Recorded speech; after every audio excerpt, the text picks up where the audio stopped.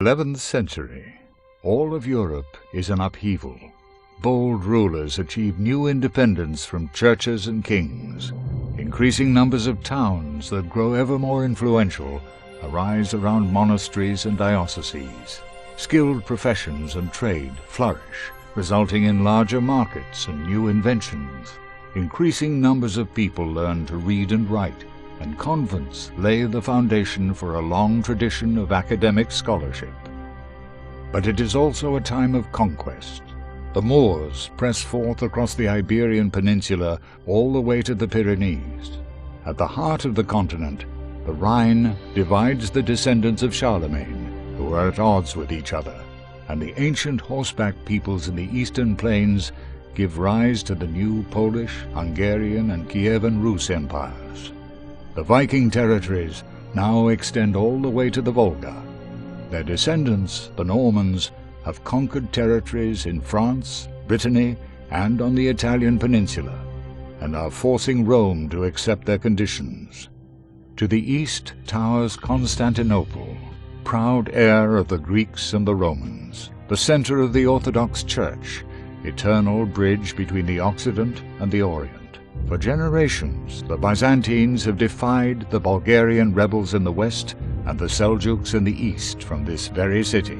They have even been able to drive back the Normans, at least so far.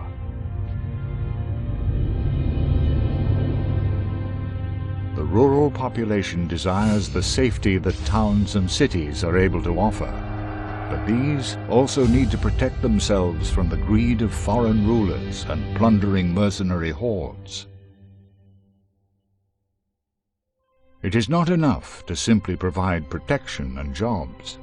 A ruler can only consolidate his economic and military position if he continues to found additional towns and build new trade routes, and in this manner expands the territory under his dominion. The story I would like to tell you begins in Byzantium. At this time, the empire controls all the territories between the Balkans and the sources of the Euphrates. Budding principalities, most of which are ambitious and unscrupulous. In the Senate of the capital city, Constantinople, their representatives are embroiled in a constant power struggle with the emperor.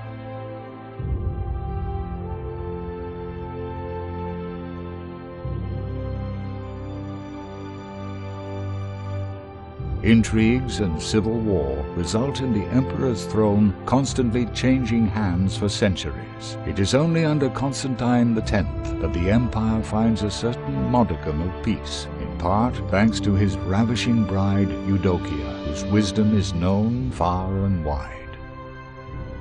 The hero of our story grew up in Sofia, far away from the imperial court, but his rise to power will be unparalleled.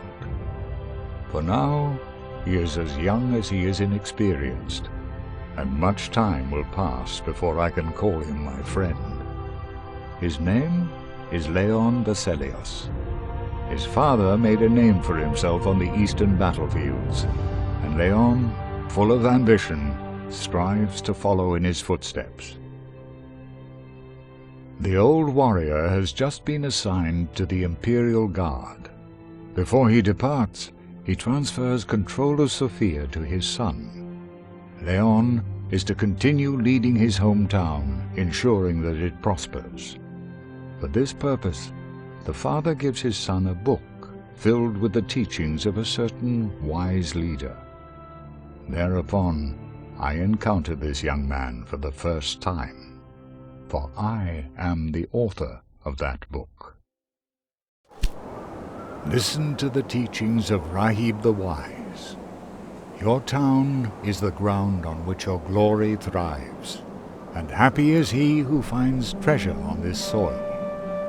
Once you have a town, quickly build businesses to create jobs. Show your subjects that your town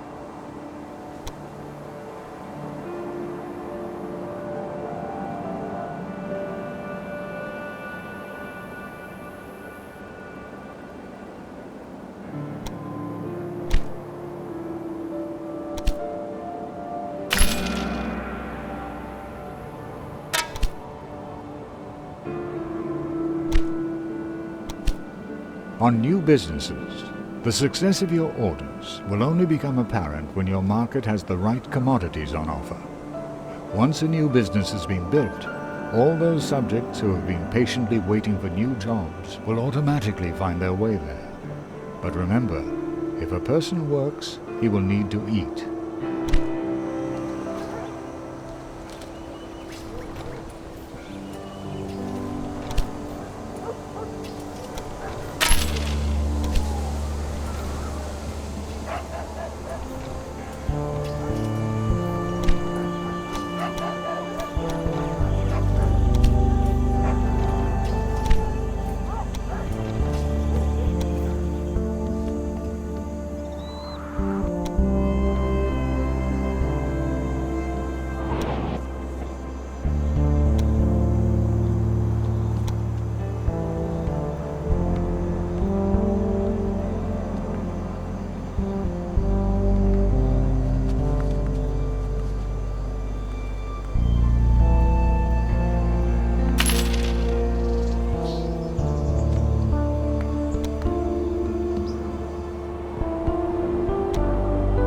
Happy to oblige.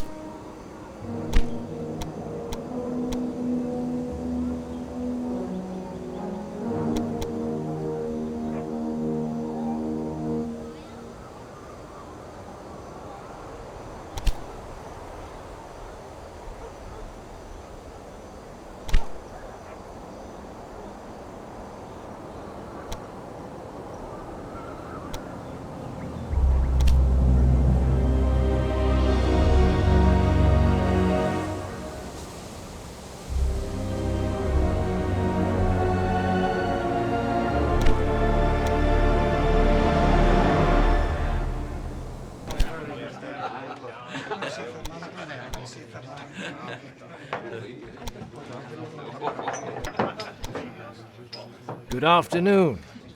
Are you looking for something in particular?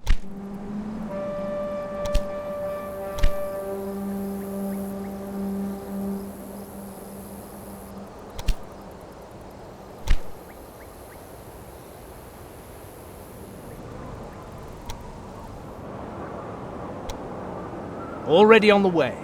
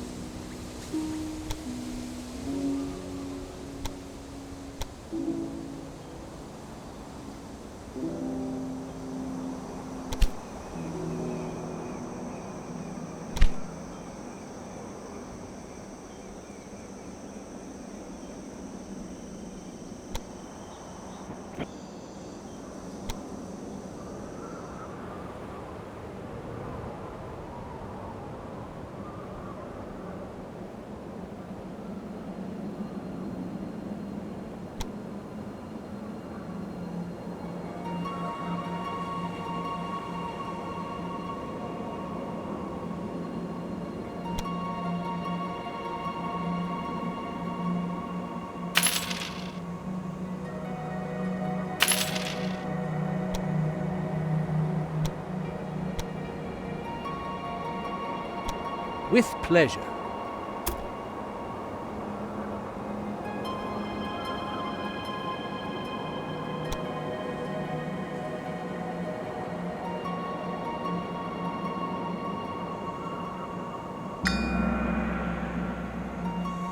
The delight accompanying Leon's successes is short-lived. An imperial courier bears the appalling news. Murderers, hired by an unknown party, surprised the emperor in his chambers. His personal guard fought bravely, but the poison on the assassin's weapons was too strong. The emperor succumbed to his wounds, and so did Leon's father. A great responsibility now rests on Leon's shoulders. As the new head of the royal house of Vaselios, he is of course expected to travel to Constantinople for the burial. His family has been a close friend of the imperial family for generations. But after the ceremony, the strong-willed Eudokia is to take the throne, and nobody knows what the future holds. Leon Vaselios, please accept my heartfelt condolences for the loss of your father. He served my husband faithfully and well. Hence, your family shall not be forgotten under my rule.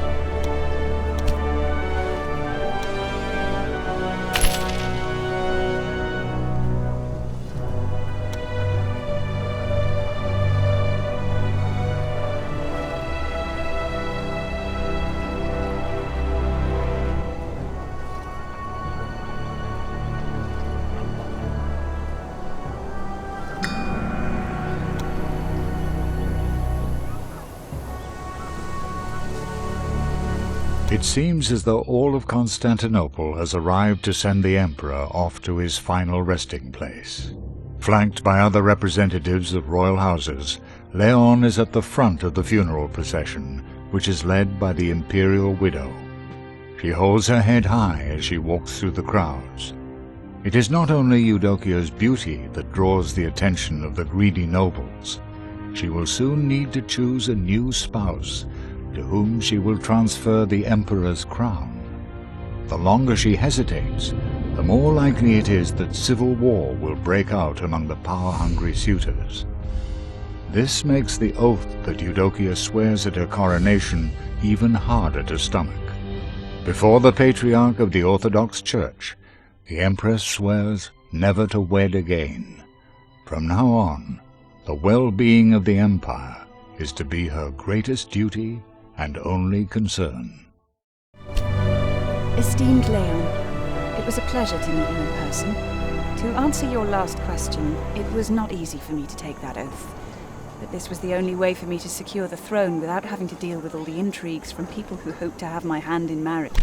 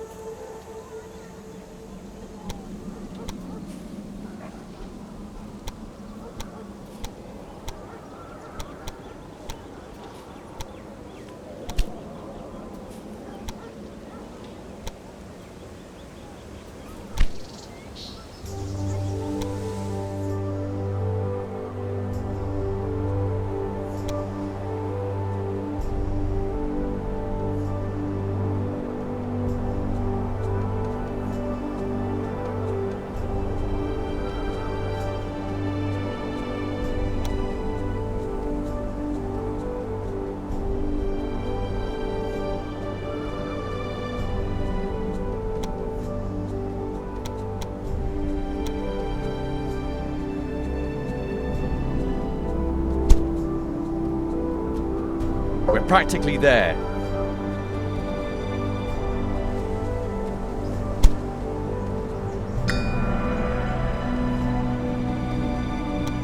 The The trade route to Constanta has not been repaired since the last war. It would be helpful if you could rectify this, as I will most likely be traveling to Sofia by Constanta.